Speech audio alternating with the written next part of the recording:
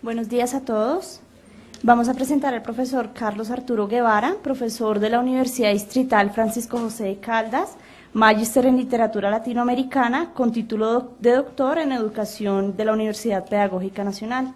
Ha publicado, entre otros textos, El mundo de la vida, literatura latinoamericana en el año 2012, y La formación como camino espiritual y camino histórico, América Latina, año 2013. Es miembro del Círculo Latinoamericano de Fenomenología y es director del grupo de investigación Imago Literaria. Con ustedes el profesor Carlos Arturo Guevara.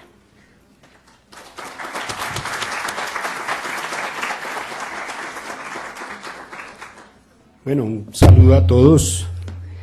De verdad que es muy bonito poder compartir con ustedes algunas de las cosas que a uno se le ocurren en este campo en el que a veces pareciera estar dicho todo. Tengo la sensación de que lo que voy a leer ya está dicho en los días anteriores y las cosas empiezan a tornarse entonces vacías de sentido, las mismas palabras. En la esperanza, diría Borges, de que el texto en sí mismo se llena de sentido, pues espero que este texto logre ese cometido. Este libro acaba de salir hace 20 días y en honor a los visitantes que vienen de Neiva, del Tolima, del Valle y de Ibagué, entonces para esas regiones, porque aquí en Bogotá puede encontrar, les voy a obsequiar un libro a cada una de esas delegaciones, no por persona. Ay, el Quindío. Al final.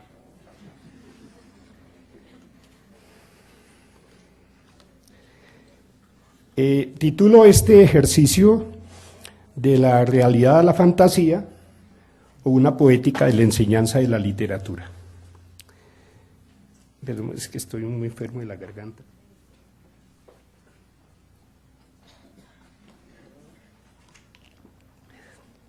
Propósito y punto de partida. Para abordar el asunto que se nos propuso tratar, enseñanza de la literatura, quiero considerar como ámbito general la educación básica y media.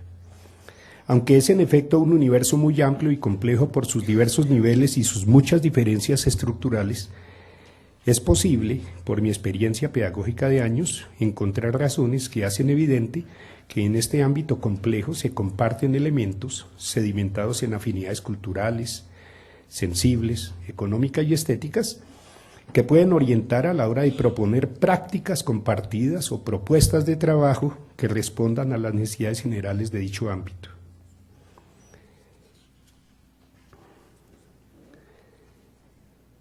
Yo creo que solo se pueden educar sujetos, o sea, el sujeto no kantiano, sino el sujeto que vive el mundo real de la vida, el que todos los días lo sufre y lo goza, el que todos los días duda frente al mundo y su sentido, el que todos los días se pregunta por sí mismo en el mundo. Ese es el sujeto, el Dasein que llamaba Heidegger, el que existe de verdad, el que aguanta hambre, el que se muere. A esos es a los que se forma, uno no forma seres abstractos.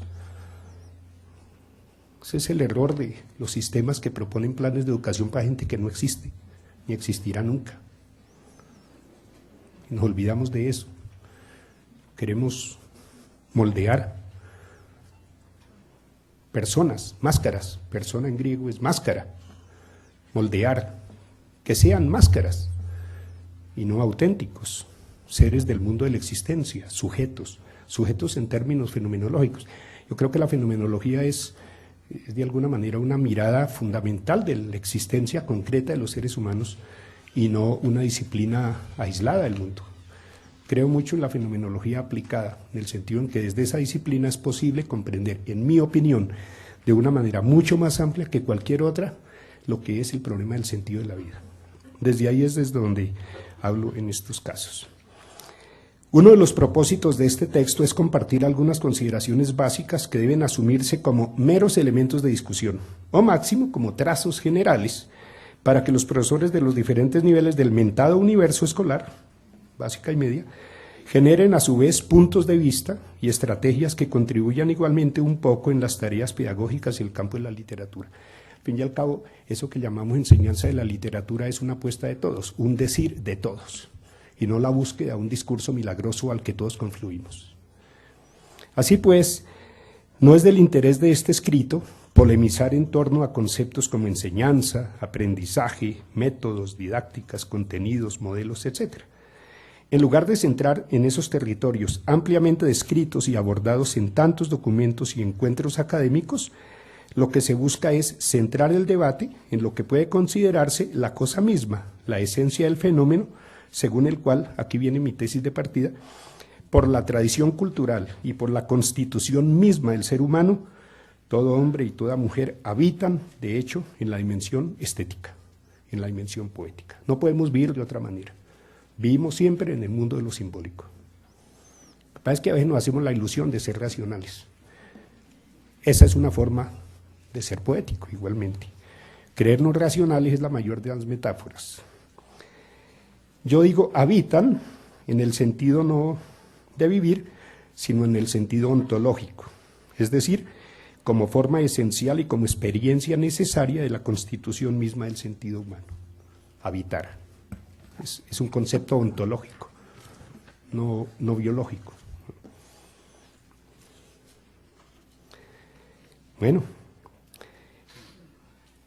en efecto, los seres humanos poseen una tendencia permanente a la dimensión poética, entendiendo por esta no una inclinación a la lectura o a la memorización de poemas o de obras, no tiene nada que ver, sino más bien una constante disposición a lo simbólico, al juego, a la imaginación, a la fantasía.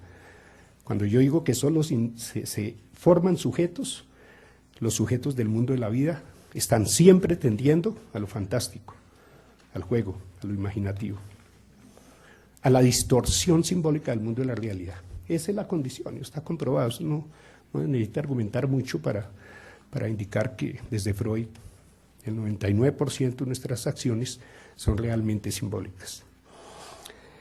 La enseñanza, segundo apartado del texto, la enseñanza de la literatura desde tres componentes del mismo horizonte.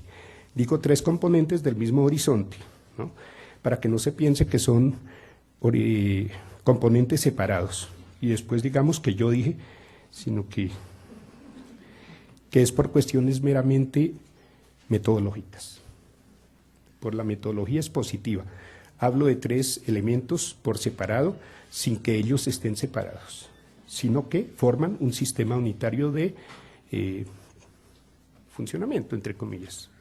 Bueno,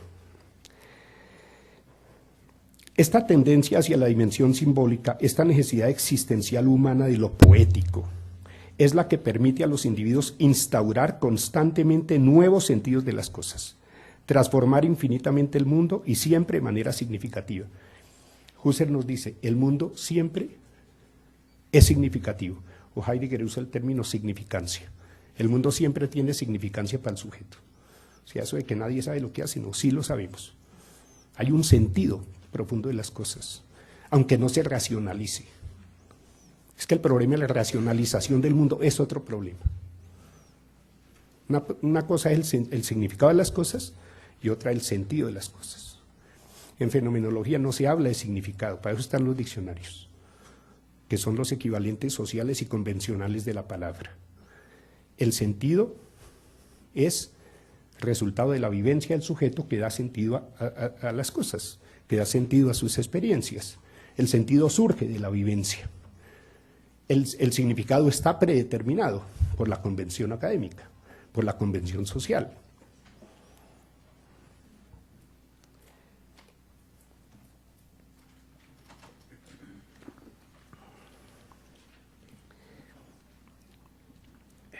Esta necesidad existencial humana de lo poético es la que permite a los individuos instaurar constantemente nuevos sentidos de las cosas, transformar infinitamente el mundo y siempre de manera significativa. Si no hay una realidad o un mundo idéntico para todos, si el mundo más que representación es constitución de los sujetos, en términos fenomenológicos el mundo no está organizado de manera predeterminada, de tal manera que lo único que yo hago como sujeto es representar lo que ya es así. No, el mundo no existe, sino como constitución de la conciencia. O sea, el mundo es distinto para cada sujeto. Por eso la fenomenología nos dice, el mundo se constituye, no se representa. Si fuera representación, pues sería igualito, ¿no? Cuando es constitución significa yo doy sentido al mundo en la perspectiva de mis vivencias. Este fenómeno de la constitución del mundo como despliegue de infinitas posibilidades de sentido es a la larga la constancia más clara de la necesidad de la existencia de la dimensión poética. Es imposible al ser humano evadir o separar de sí voluntariamente su inclinación o su disposición a la dimensión de lo poético. O sea, es una imposibilidad moral o ética. No podemos vivir fuera de lo simbólico. Es el principio del que parto. Nietzsche afirmaba que solo como fenómeno estético están eternamente justificados la existencia y el mundo. Eso lo dice por allí un texto que llama El origen de la tragedia. Solo como fenómeno estético están justificados eternamente la existencia y el mundo. Si se acepta esta consideración básica, es inevitable entonces, o sea, si el mundo es constitución y vivimos en lo poético, que son los dos principios de los que parto, es inevitable entonces flexibilizar, reconstituir, adecuar y contextualizar permanentemente el sentido del término enseñanza. O sea, el problema es que sí hay que deconstruir el mundo, y para deconstruir el mundo hay que empezar por el lenguaje. Que mi mundo es al fin y al cabo lenguaje, dice Wittgenstein. Si yo me circunscribo a las convenciones del lenguaje, pues me amarro a un mundo. Cuando rompo las convenciones del lenguaje, reinvento el mundo, ¿no? Flexibilizo el valor de las palabras. Entonces, el sentido del término enseñanza según el marco de acontecimientos que rijan u orienten la cotidianidad. Enseñar es distinto aquí que en Irán, que en cualquier otro país del mundo. Y en general, la vida de los individuos de una sociedad y por supuesto de los jóvenes. Se debe separar el valor del término enseñanza de las concepciones convencionales o tradicionales y otorgarle más bien un valor fenoménico. Es decir, inscribirlo en el mundo de la vida de los sujetos históricos. Enseñar sujetos concretos, sujetos de pasiones, de sensibilidad, de deseos, de gustos, de antipatías. Desde esa perspectiva de flexibilización del término enseñanza, que se constituiría más bien en fenómeno, las cosas cuando pasan por la sensibilidad de los sujetos ya no son cosas, son fenómenos. Es lo que la fenomenología nos enseña. El mundo es un fenómeno, no es una suma de cosas, no es un montón de cosas. El mundo es fenómeno, fenómeno unitario en que todas las cosas se correlacionan, todas las cosas se otorgan sentido mutuamente, no están aisladas. El mundo es unidad, integralidad. Una cosa se significa por otras y yo me significo en medio de las cosas.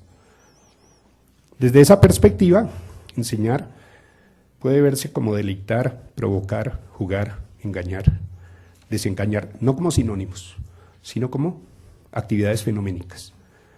Deleitar, provocar, jugar, engañar, desengañar, confundir, inventar, reinventar, estructurar, desestructurar, transformar, interrogar, inquietar y de seguro muchas más.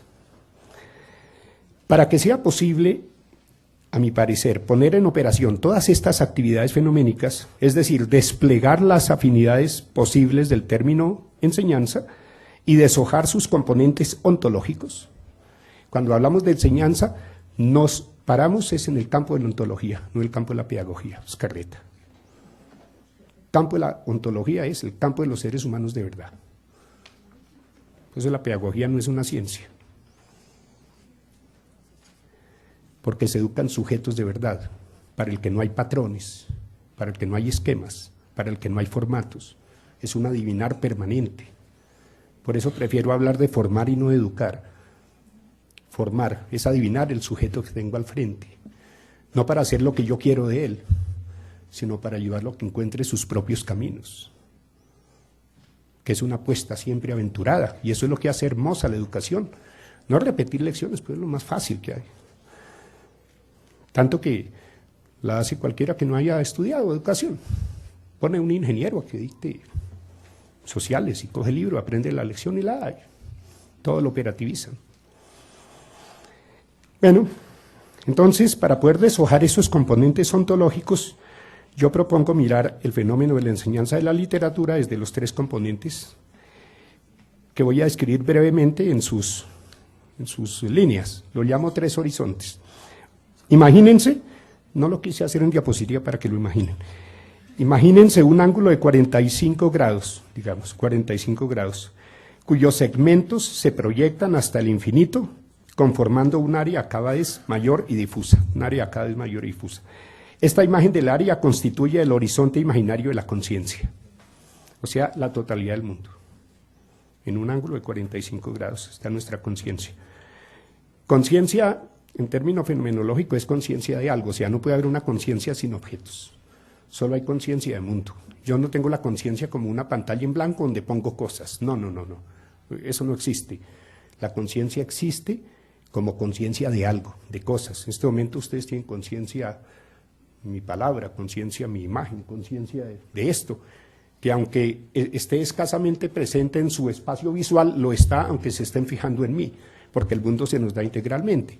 Y yo tengo conciencia, personas, sillas, bueno, luz, etcétera, sin que piense en ello. Es que el mundo se nos da sin pensar en ello, eso es lo que la fenomenología estudia. ¿Cómo es que se nos da el mundo? No qué es el mundo. La pregunta de la fenomenología no es qué es el mundo, sino cómo se le da al sujeto. Lo que es ya más complicado responder. Bueno, este paso no va a acabar a la 1. Sobre dicho horizonte, por mera metodología expositiva, se quiere también sentar el fenómeno de la enseñanza de la literatura, en ese horizonte de la conciencia en el ángulo de 45 grados. Consideren el vértice o punto de unión de los dos segmentos del ángulo como el punto cero de abertura. De dicho punto cero se parte hacia un límite abstracto, no determinado, porque no puede determinar, aunque sí determinable, de esa área. Llámese a este sector del área la zona 1, o, yo le doy un nombre un poco más fenomenológico, dimensión de la experiencia cotidiana y del interés vital, o sea, la dimensión de la experiencia cotidiana, llamémoslo zona 1. Hay una zona intermedia mucho más vasta y poco determinable, que parte del límite de la zona 1, bastante alejada ya del punto cero, bastante alejada del vértice. Digamos que es la zona 2, y yo lo propongo como el lugar de la imaginación. O sea, vida cotidiana, mundo cercano, lo que dice Husserl, mundo circundante. Imaginación, y una tercera y última parte de ese diseño imaginario, la más borrosa quizá, la más alejada del vértice o punto cero, que se le puede llamar zona 3 o región de la fantasía.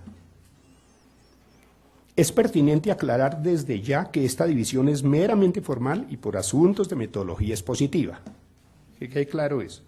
En realidad, entre tales zonas no existe frontera alguna. Por el contrario, en el mundo de la vida cotidiana, la imaginación y la fantasía están imbricadas e indisolublemente ligadas, coexisten y son interdependientes. No puede pensarse en la vida cotidiana de los hombres o de las comunidades en serio sin incorporar la imaginación y la fantasía como instancias habituales del mundo ordinario. La conciencia de sí en el mundo, el saberse propietario de un sentido de la existencia, es una operación imposible para quien lo intente sin la imaginación y sin la fantasía. Generalmente nos fantaseamos más de lo que nos racionalizamos. Mi maestro Daniel Herrera, el gran fenomenólogo colombiano, nos dice es que la experiencia no se racionaliza. Es imposible. La experiencia se fenomenologiza, o sea, se siente. Es un acto sensible de la conciencia. Bueno, pasemos a la zona 1, a ver. Fíjense en el caso de cualquier niño o niña o de cualquier persona. Todos asumimos nuestro mundo histórico y cultural en la forma de una conciencia empírica o, como suele decirse, lo asumimos en actitud natural. En otras palabras, por la percepción directa de las cosas y de los fenómenos, las personas constituyen un conocimiento natural, básico del mundo, conocimiento que permanece en el marco de su experiencia y que podría denominarse, según Husserl, conocimiento empírico, el que hacemos todos los días sin pensar. Es este conocer empírico el que les permite a las personas manejarse adecuadamente en su medio. Yo sé que ahí hay un hueco y paso por un lado, sin que me lo enseñen. Parece ser que en últimas este conocer empírico es suficiente para vivir. Pues ese conjunto de conocimientos estructurado a diario durante todos los días de la vida en el acto mismo de existir concreto y natural, no es un conocimiento cualquiera, es un conocimiento organizado y sistemático, constituido sin siquiera pensar en ello. Es interiorizado por el sujeto en el transcurrir del entramado misterioso de sus propias vivencias. Sin atender a un proceso pedagógico convencional y estructurante, se distingue una flor de una piedra, la noche del día, el sabor de un alimento en relación con otro, una casa de un peñasco. Un niño del campo conoce y diferencia el canto de este pájaro amarillo de aquel otro pájaro azul, simplemente porque ya los ha visto y oído cantar entre las ramas de los árboles. Ese mismo niño o esta misma niña sabe que el rumor insistente allá adelante es el sonido del río cercano. Ese sonido lo ha incorporado a su ser en el transcurso de su cotidianidad. Los niños de las zonas en las que la violencia es un estado normal de la vida diaria saben cuándo deben ser reservados, saben a qué lugares no pueden ir, saben con quiénes hablar y con quiénes no hacerlo. Un cultivador o un expendedor de fruta responden sin pensar demasiado de qué fruta es propio este o aquel aroma. Una persona descubre por el color o los gestos del rostro si el otro está alegre, asustado, disgustado. En fin, toda persona se percata y aprende sobre las cosas en el darse aparentemente normal y cotidiano del mundo. Se ven llegar sin extrañeza los días de lluvia y los días de verano. Se distinguen el despuntar de las auroras y las puestas tempranas del sol en invierno. El campesino sabrá dar cuenta de la llegada de los días de la siembra y de la recolección de la cosecha. Nadie enseña ninguna de estas cosas a manera de una lección organizada que debe aprenderse como si existiera una regularidad inevitable de las cosas de la vida y del mundo. En el transcurrir intersubjetivo, entre sujetos que habitan, porque el mundo no es un solipsismo para cada quien, sino que la subjetividad de cada uno incorpora las subjetividades de los demás. O sea, siempre estamos dialogando con otros. La teoría de Vygotsky, el lenguaje interior. En mis propias voces están las voces de los otros, integradas en un entramado que no racionalice, que no importa, es más, no se debe racionalizar, está ahí, es evidente.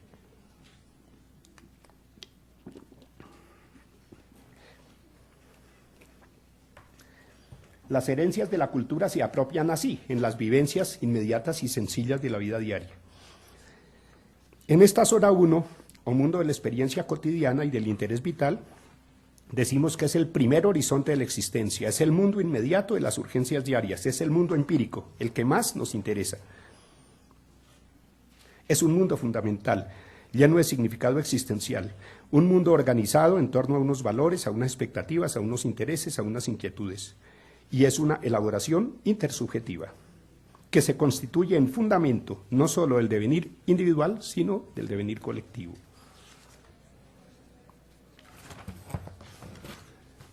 ¿Y qué tiene que ver entonces la enseñanza de la literatura con esta imagen? Pues todo. Es invocando este mundo del aquí y el ahora, o sea, el mundo histórico y cultural. Este no es un mundo metafísico, es el mundo histórico-cultural, o sea, el que deviene todo el día el mundo. Es que a veces llamamos metafísico lo que no entendemos, porque no pensamos en ello, ¿no? ¿Y qué tiene que ver la enseñanza de la literatura con esta imagen? Pues todo. Es invocando este mundo del aquí y el ahora de los jóvenes y niños, como puede iniciarse su acercamiento, digamos, natural, entre comillas, a la literatura.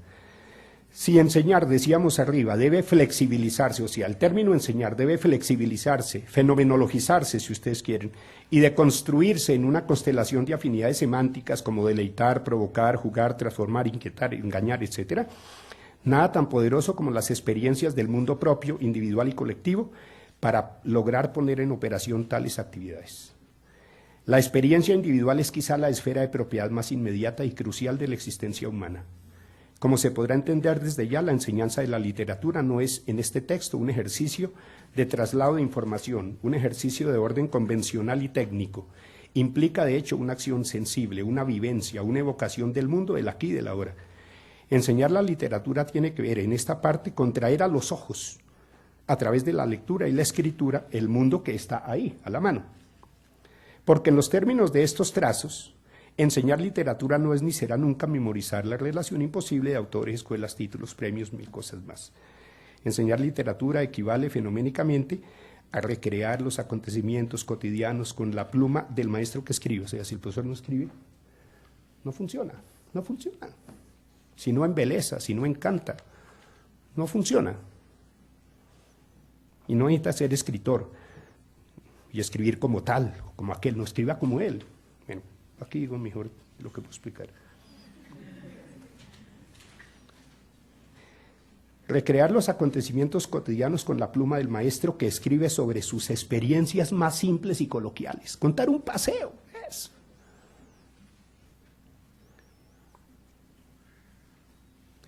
Y las comparte leyéndolas a los niños para que luego ellos puedan imitarlo.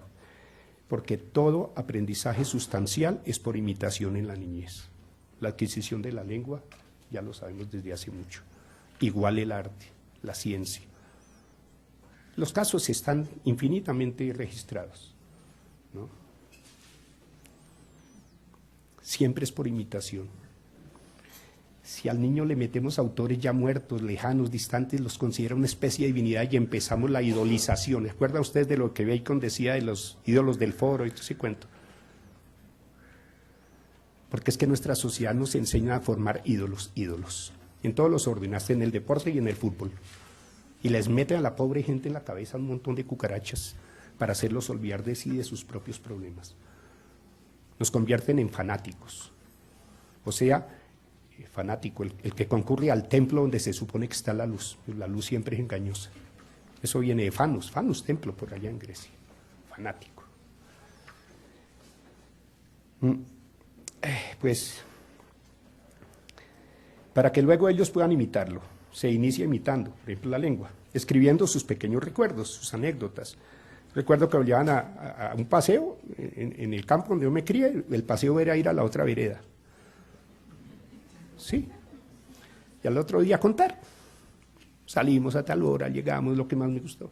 Pero que cada uno hiciera lo que quisiera, cuente lo que hizo. Así. Y los profesores como que no nos estaban dando reglas. Tiene que ser esto, ¿no? Escriba ahí como se le ocurra. Como debe ser al comienzo. El niño empieza a decir las palabras no como las dicen los grandes, empieza a media lengua. La adquisición del lenguaje es la adquisición del mundo, igual en la literatura. Para que luego ellos puedan imitarlo escribiendo sus pequeños recuerdos, sus anécdotas, sus breves historias, sin seguir esquemas ni modelos, en un hacer elemental como el canto de los pájaros o como el murmullo del arroyo, con sus propias palabras, con su ortografía, con sus repeticiones. Y lo más importante, sin que se le haga ninguna corrección pedante. ¿Qué es que esto debe ser así la regla? Fresco. Ah, muy bien, chino. Toda la realidad de sus mundos, el mundo de cada uno, confluye en infinitos ramilletes de anécdotas. Aquí se recrean las voces, los sentimientos, los sueños escondidos de todos. Por eso es que digo que está dicho todo, porque ayer el profesor Daniel nos dio una maravilla de charla sobre estas cosas.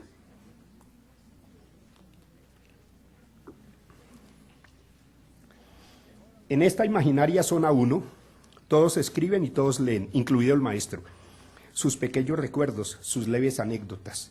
Y todos se leen entre sí porque a todos interesa lo que a otros puede ocurrir o interesar. Tantas veces que lo hacíamos.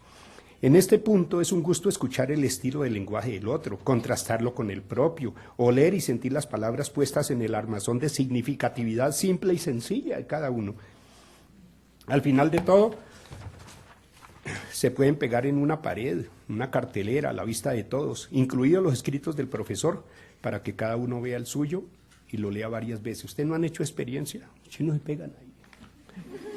Se juegan con eso, con lo que escribieron. Y le dice, oiga, ¿eso sí le pasó a usted? El mundo de ello empieza a funcionar significativamente. La escuela se hace mundo de sujetos y no mundo de artificios.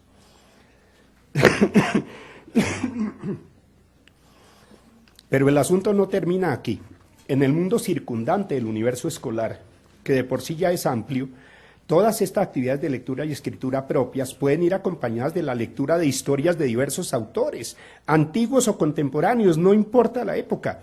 Lo que importa, lo esencial, es que el profesor en su sabiduría encuentre que el mundo de las narraciones compartidas tiene alguna perspectiva de afinidad con el mundo empírico sustancial de los sujetos a los que acompañan su proceso de formación.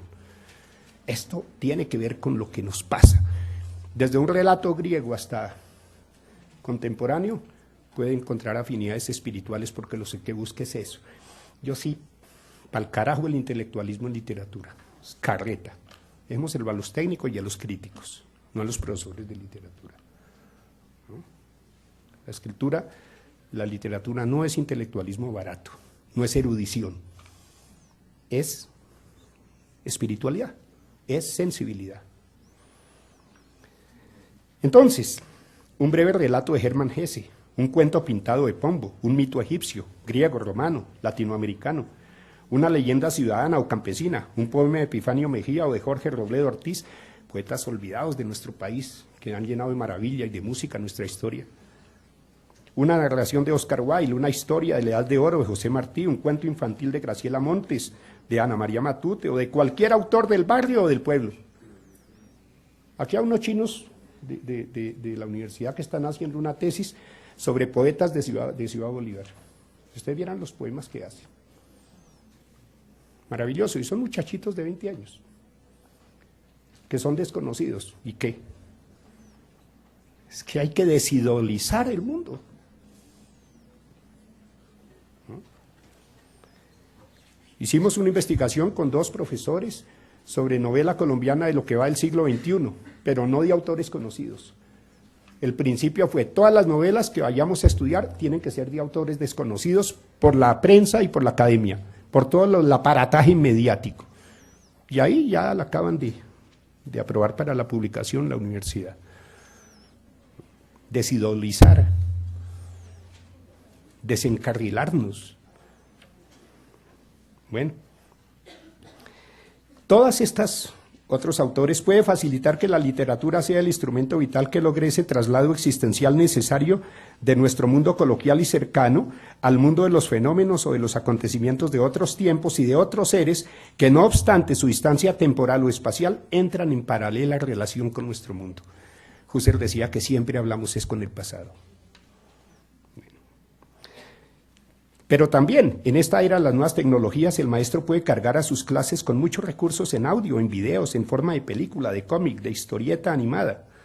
Lo poético, o sea, la poiesis, como descubrimiento o constitución de nuevos sentidos, que es al fin y al cabo lo que importa considerar cuando se habla de la enseñanza de la literatura, cabe en cualquiera de esos formatos y gracias a ellos puede establecerse esos contactos fundamentales con el mundo cotidiano, con las realidades. Nuestro querido colega Alexis, que nos ha enseñado muchas veces sobre esas relaciones de literatura y cine, cómo lo poético surge también en la poesía, en el cine. La literatura, pues, nos abre mundos, pero lo más importante es que nos permite realizar el necesario contraste con mundos diferentes. La literatura no es una lección, es un lugar de contraste, de diálogo. No puede ser otra cosa. Del hombre con el mundo, consigo mismo.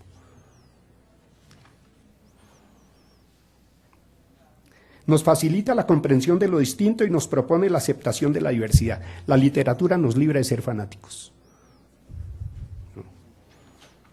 Es más, nos llena de escepticismo, que en mi opinión el escepticismo más sublime es dejar que cada quien haga lo que le dé la gana, que cada quien sea libre, porque no se cree en ningún esquema absoluto, esperanzador. Ahora sí, ni un Dios puede salvarnos. Nos permite comprender el alcance de nuestros deseos y de los otros, de nuestros miedos, de los ajenos, de los sueños e ilusiones, temores y realidades de otros, para ponerlos en diálogo inconscientemente. Es que ese es el asunto de la dimensión de la poiesis humana, es que estamos en diálogo inconscientemente, sin razonamientos lógicos. O sea, estamos en el mundo del sentido, no en el mundo de la dialéctica racionalista. Es una dialéctica fenomenológica, una dialéctica ontológica, el diálogo del alma consigo misma. La literatura así en este estado elemental pero vital, sin trabajo, sin tareas, sin previas, como vivencia o acto espontáneo y cotidiano, se convierte en experiencia profunda del mundo precisamente porque no se le impone una finalidad práctica. Es que ese es el problema. No hemos aprendido a Kant, que nos dijo, el arte no tiene finalidad práctica. Hombre, aprendamos esa bendita lección. No tiene finalidad práctica. porque se le deja hacer y crecer, se le abona y se le riega en el silencio interior que sedimenta y permite que brote el ramillete infinito de sentidos que dialogan de manera permanente en la subjetividad de cada uno. Listo, salto una partecita ahí. Bueno, aquí en esta zona 1, ya para terminar con ella, reside la posibilidad de que la literatura rescate el valor sustancial y los horizontes de sentido que puede tener el mundo de los jóvenes y de los niños. Mire esta cosa tan bella. La infancia es la patria del hombre, decía Rilke. Cuando no se abandonan los sueños, cuando no se extravían los horizontes existenciales y mágicos de la niñez, entonces siempre es posible regresar a ella. El hombre será el dueño del tiempo, lo tendrá a su disposición, encantará su mundo de poesía. Ya está comprobado que son los primeros años de la vida los que estructuran la conciencia para todo lo que nos restará. Por eso un niño maltratado, abusado, va a tener todos los problemas. Y un niño mamado, igual. Bueno, zona 2. Todos los problemas no.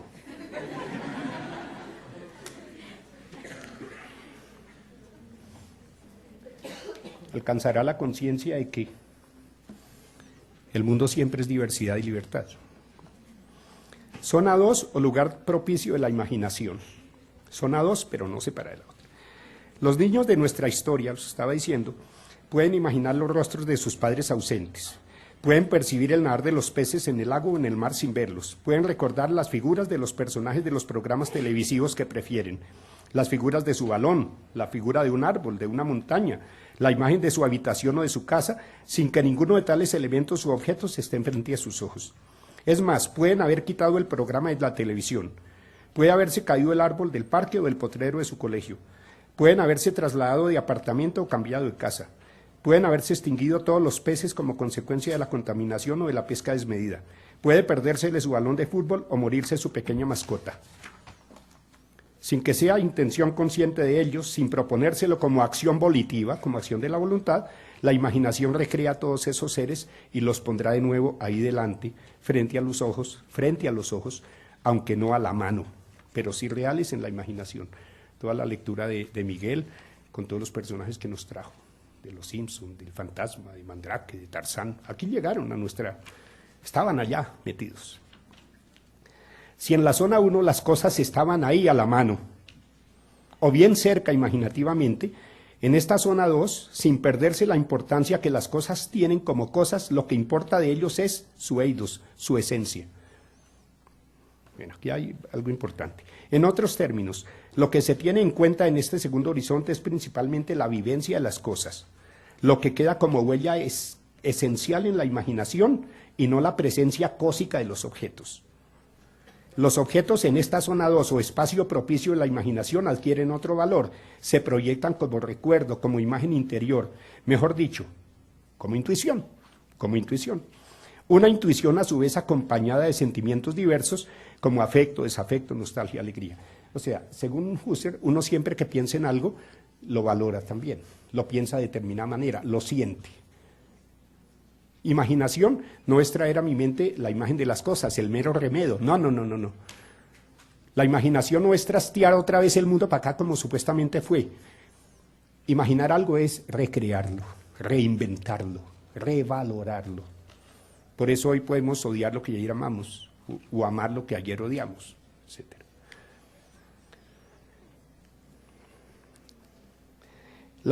Los objetos en la zona 2 o espacio propicio de la imaginación adquieren otro valor, se proyectan como recuerdo, como imagen interior, mejor dicho, como intuición. Una intuición a su vez acompañada de sentimientos diversos de afecto, desafecto, nostalgia, alegría. En este operar de la imaginación se trabaja con imágenes. Yo aclaro aquí que es una imagen. Cuando se dice imagen no se hace referencia a una especie de simulacro mental de las cosas, al remedio de algún objeto. La imagen es considerada un material psíquico activo, articulado a otros elementos con los que se correlaciona. Una imagen implica ya un contexto complejo de ocurrencia. O sea, los objetos por el recuerdo, por la intuición, por la imaginación no concurren solos, están contextualizados con otros objetos, con otros sucesos, son fenómenos. Bueno, saltemos aquí, porque si no esto se me complica. Ahí aparecerá después el texto si interesa algo. No obstante, en este punto debe aclararse que la imaginación de todas maneras requiere que haya existido el componente cósico del mundo. No puede imaginarse algo que no exista o que no haya existido. Pero sí se pueden imaginar nuevas cosas a partir de otras ya conocidas que se transforman precisamente por la imaginación para desplegarse en otros contornos. La literatura es imaginación ante todo, o sea, transformación del mundo. La literatura no remeda el mundo, no cuenta lo que pasó, no lo copia, no lo registra como supuestamente es. ¿Cómo es el mundo? No sabemos. La literatura reinventa el mundo, ¿no? Por ello, la imaginación no es una reproductora de objetos tal como supuestamente estos son en la realidad. La imaginación trabaja con eidos, no con remedios de las cosas. En el territorio de la imaginación, las imágenes no son simulacro de cosas reales, como cosas aisladas de todo lo que las circunda. Al contrario, están siempre en relación con otras imágenes con las que se constituyen mundos organizados y en contextos espaciales que les otorgan sentido. Si imagino el rostro de mi madre, lo imagino sonriendo o quizá llorando, enojada o triste, feliz o abatida. Y cada una de esas imágenes va engarzada, correlacionada con imágenes de fondo y con situaciones que le otorgan un contexto lleno de sentido. Imaginar algo es imaginarlo en un escenario de correlaciones particulares, es dinamizarlo también en un ámbito de valoración especial. Por ello, todo imaginar un objeto o muchos objetos es un acto de recreación y de reconstitución del mundo. En la percepción directa de las cosas, constituimos sentido de las cosas, pero cuando las imaginamos, reconstituimos el sentido. O sea, no es el mismo sentido constituido antes el que llega a mi memoria como imagen. Toda imagen ya es reconstitución de lo antes ya constituido, en términos fenomenológicos. Si bien imaginar requiere de la memoria, esta operación no se reduce a una actividad reproductiva, sino que es más bien creativa, intuitiva. Imaginar es ya crear. Si retomamos la idea del ángulo de 45 grados, por la imaginación, las cosas y situaciones de la realidad como elementos corpóreos han quedado un poco desplazados. Se encuentran, como se dijo en la zona 1, circundante del vértice. Sirven de hecho de referente o punto de partida para el operar de la imaginación, pero están distantes porque es propio de la imaginación superar el carácter meramente cósico de las cosas y activarlas en relación compleja con otras. En la imaginación se supera la aparente continuidad de las cosas. Todo en ellas adviene de manera diferente, cada imagen va mágicamente enmarcada, retenida en una temporalidad y una espacialidad diferente a las aportadas por la dimensión lineal lógica del mundo. Se rompe el esquema del mundo cósico, se pone en fuga el orden natural del mundo, aunque éste se avisore como referente lejano. De todas maneras, la imaginación tiene como fundamento el mundo. El mundo empírico, por la imaginación, queda un poco distante, puede incluso destruirse. Puede morir mi padre o mi madre y siempre estarán en mi memoria para ser evocados en distintas situaciones. La imaginación retrotraerá todas las cosas renovando sus sentidos. Bueno, a los niños y a las niñas les gusta que les narren cuentos de brujas, de magos, de duendes, de hadas, de dioses, de demonios, de hombres malos y mujeres perversas. No aman las virtuosas. Se fascinan cuando se les cuentan historias ocurridas en geografías encantadas, con animales fabulosos, estrellas errantes y mares misteriosos, por los que navegan buques fantasmales. Su corazón es una caja mágica en la que cabe toda la dureza y a la vez toda la ternura del mundo entero. En esta nueva dimensión, ¿qué puede ser la enseñanza de la literatura? La literatura en esta zona 2 saca al niño, a la niña, a los jóvenes, a la persona en general, del cascarón materno, donde estaba, del mundo cotidiano y concreto en que viven, o sea, de contar sus anécdotas, etc. Pero entendamos que eso no está separado, que están ahí, es muy difícil, por eso por metodología es que se les divide, pero no porque sea así. Les aparta la mirada del horizonte del mundo meramente cósico, ingresan sin darse cuenta siquiera en un mundo infinitamente superior, por su riqueza, contornos y variaciones, un mundo subsumido en el mundo convencional en que se vive. La imaginación hace posible el traslado a un mundo diferente en el que generalmente no se está. La literatura, y este es el caso, rebasa el mundo cósico, no se reduce a él, aunque necesite de él, pero no para supuestamente reproducirlo como debería ser. Crea un excedente, o sea, una ganancia. Recrea otros mundos en los que se hace posible entreverar formas de existencia y sentidos diferentes a los aportados por el mundo cotidiano. En esta zona 2, enseñar, entonces, es término afín a desestructurar, reinventar, superar, deconstruir, reconstruir y una estela larga de operaciones mentales. Enseñar implica, de hecho, en esta zona una acción sensible, nuevas formas de vivencia de las situaciones cotidianas, nuevos sentidos de la experiencia colectiva o individual. Y el profesor debe dar el ejemplo, recrear eventos, situaciones, vivencias, contar lo que pasó en la izada de bandera, y algo chistoso, inventarse un cuento transformando todo, trasteando ese hecho concreto y cósico a una dimensión diferente, lúdica, humorística, trágica, bueno, qué sé yo. Y el profesor debe dar el ejemplo, recrear eventos, situaciones y vivencias, contar los sucesos fenomenologizándolos, es decir, poniéndolos en el marco de su sensibilidad, trasladándolos a otros espacios, a otras temporalidades, en fin, viendo las cosas de la vida diaria desde una dimensión sensible. Luego los estudiantes lo harán quizá mejor, porque ya se les abrió el camino, se les marcó una pauta y de seguro ellos se harán incontenibles. Y los chinos son los más capaces de superar esa supuesta realidad del mundo cósmico, ¿no? Sean racionales, no fantaseen, no le den rienda a su imaginación, llamen pan pan al vino vino, bueno, todos los daños que hacemos a veces.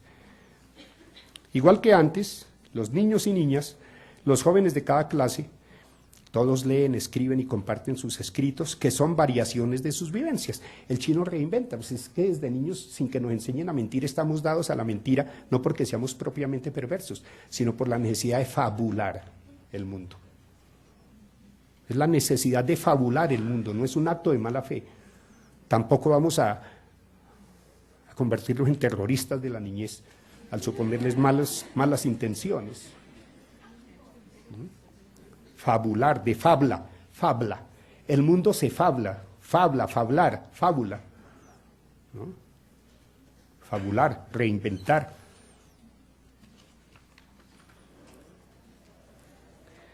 Están variando los sentidos convencionales de la cotidianidad, están fenomenologizando su mundo, sin que se les diga que es fenomenología. Vamos a hacer fenomenología, no, ni siquiera de nombre la palabra. Minimizando las miradas estructurantes por la tradición. Están en últimas haciendo literatura y cayendo lentamente como quien se duerme en el síndrome del gusto por la lectura y la escritura auténticas, sin la rutina y esquematizadas prácticas que arrastran los estudiantes al aburrimiento y al cansancio, al sentir que deben cumplir con unas reglas en cuya organización no han participado. Claro, pues, en cambio cuando uno inventa las reglas con los chinos, yo tuve en varios colegios la hermosa experiencia de que a fin de año cada chino publicaba su libro, de cuentos, de poemas. ¿Cuánto va? ¿45? 5 minutos. Bueno, entonces, los chinos publicaban su librito y lo mandaban a empastar. Y había lo que llamamos el Día del Autor. Iban los papás y veían lo que los chinos habían escrito, como una feria de libro, y cada chino leía alguna cosita. Escribían sus cosas. Yo les corregía la ortografía y la puntuación, pero el sentido, el mundo estaba ahí. Yo los hacía convencionales, al fin y al cabo ese fue un error, debí dejar los textos como fueron escritos, pero me metí el lambón ahí,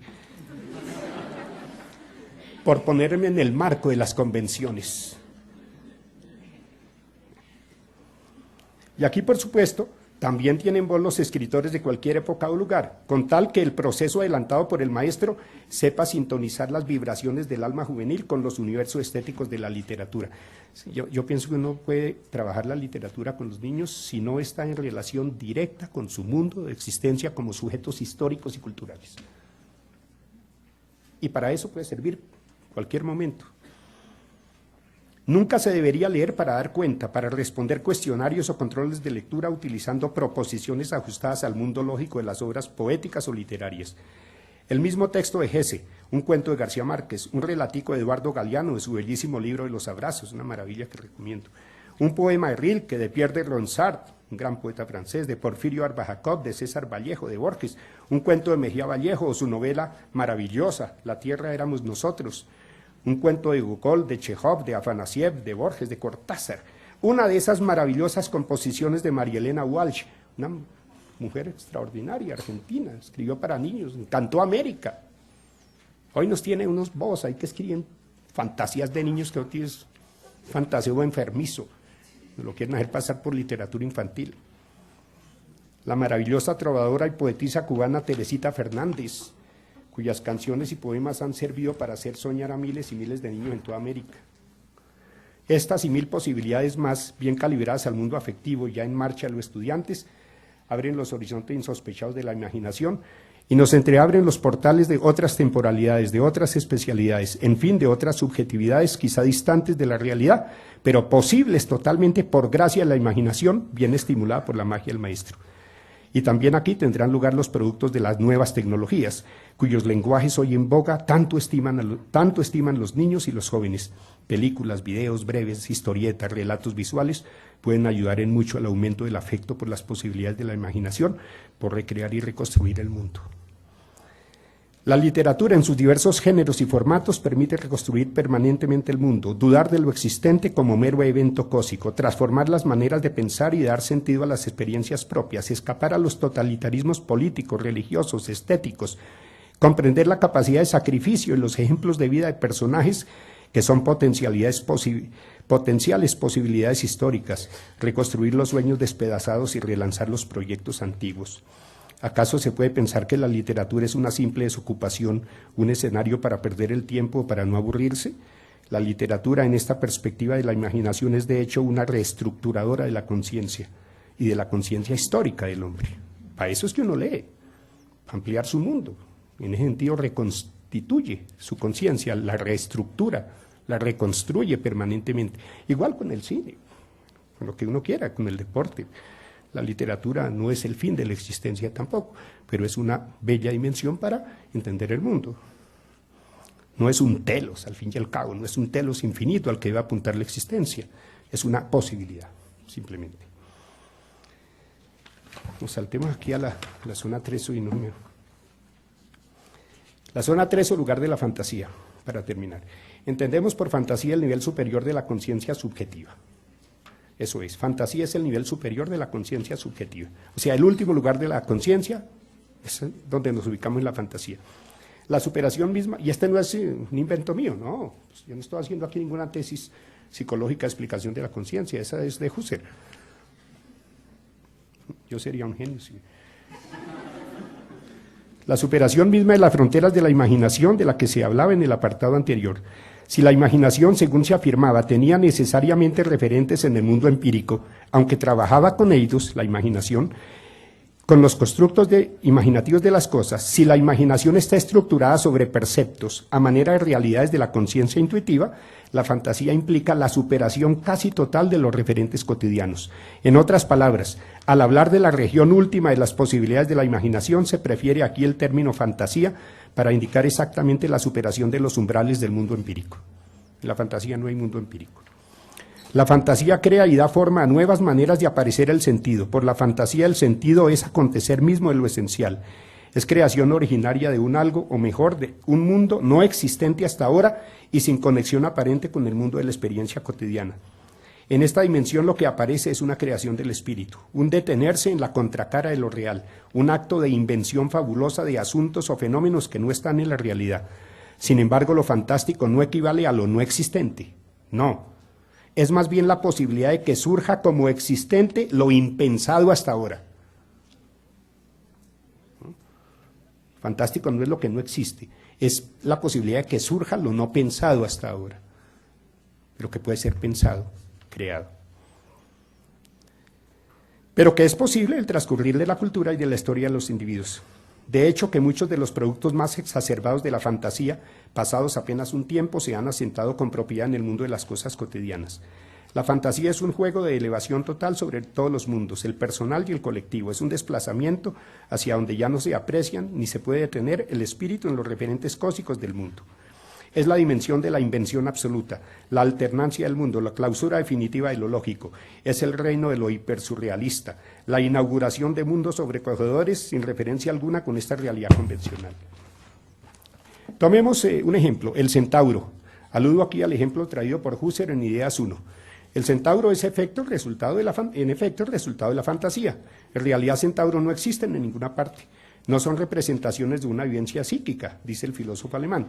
El centauro mismo no es nada, es pura y simplemente imaginación. En los términos de este escrito, es pura y simplemente fantasía. Dicho de otra manera, la imaginación de un centauro es fantaseo de un centauro, en los términos de mi trabajo. En este escrito, la fantasía corresponde a esta zona 3, región difusa siquiera para ser descrita a medias, región indeterminada pero intuible por los productos mismos de su acción. Todas las culturas y todos los individuos se han paseado y se pasean todos los días involuntariamente por la región de la fantasía. En sus ensoñaciones, en las divagaciones, en las errancias intuitivas, en sus olvidos, las personas se adentran sin percibirlo apenas en ese mundo raro y etéreo, zona postrera de la función mental. Lo fantástico, en verdad, hace parte del cotidiano actuar de la subjetividad, aunque no se perciban sus contornos. Cuando en algún caso hombres y mujeres de la historia se han ejercitado o se ejercitan constantemente en dichas errancias intuitivas, viven más en el mundo inhabitual de la fantasía hasta el punto de quedar presos en ella y perder todo interés o contacto con el mundo cósmico. Son los seres ante los que los demás sienten una extrañeza que se manifiesta como temor, miedo, reverencia, odio. Son los soñadores, los poetas, los profetas, los hombres de ciencia, los místicos, hombres distantes que viven en otro mundo y que están pero a la vez no están con nosotros, como superando con su vida la contradicción de Demócrito de que no se puede estar y no estar a la misma vez en un mismo lugar, y estos sí están. Los que inventaron los dioses, las deidades de todos los pueblos y de todos los tiempos, los que inventaron los ángeles, las hadas, los gnomos, las sirenas, los monstruos nocturnos como la patasola, la sombrerona, el carro de fuego, las brujas y 1000 seres más, los que inventaron en sus fantasías todos los recursos de la técnica contemporánea, cosas que hasta hace apenas unas décadas era apenas producto de mentes afiebradas, los que crearon obras poéticas cuyos referentes no existían fuera de su actividad psíquica particular. Piensen en Julio Verne, en Kafka, en Borges, en Mozart, en Miguel Ángel, entre otros.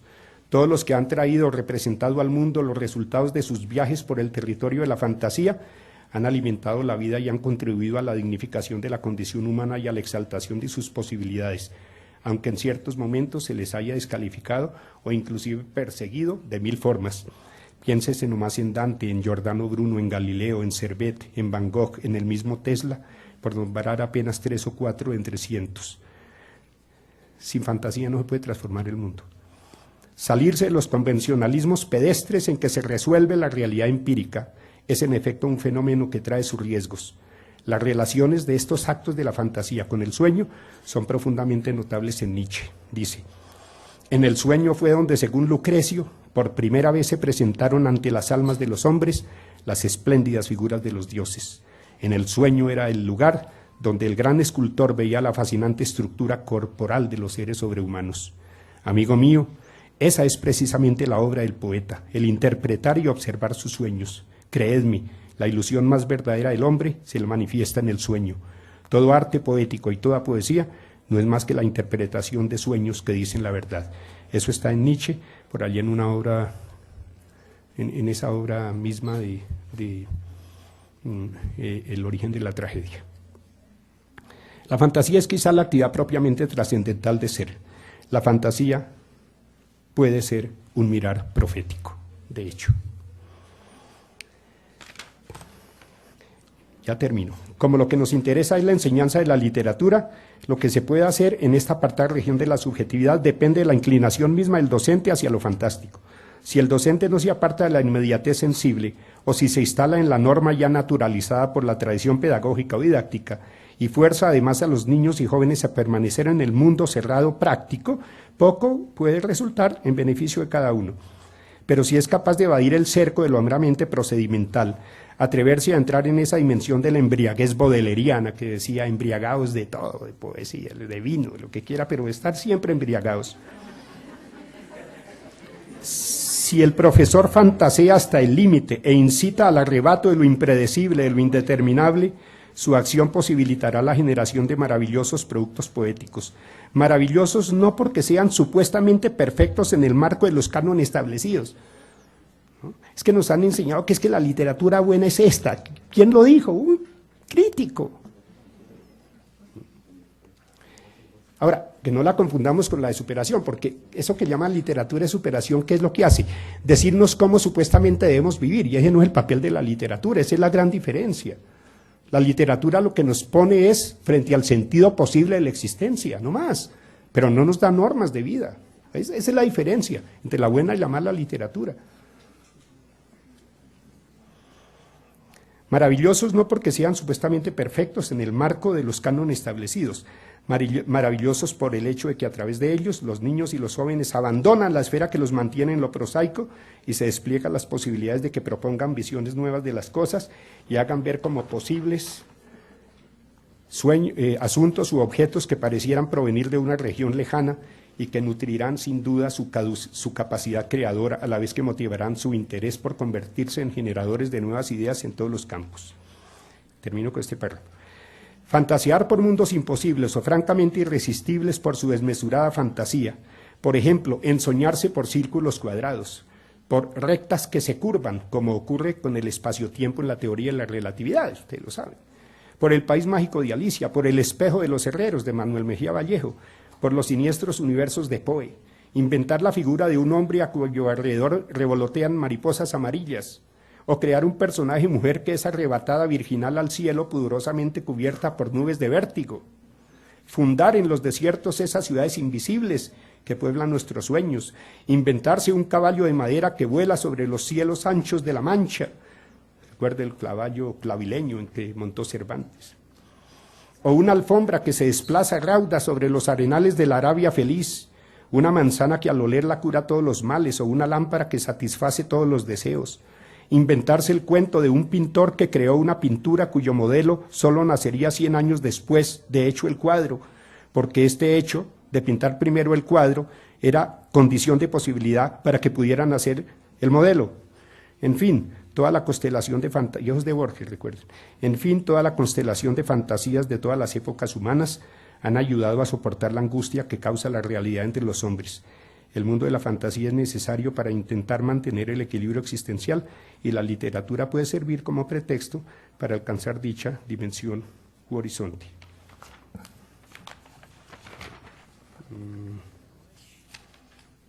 Bueno, no más. Muchas gracias. Buenas tardes.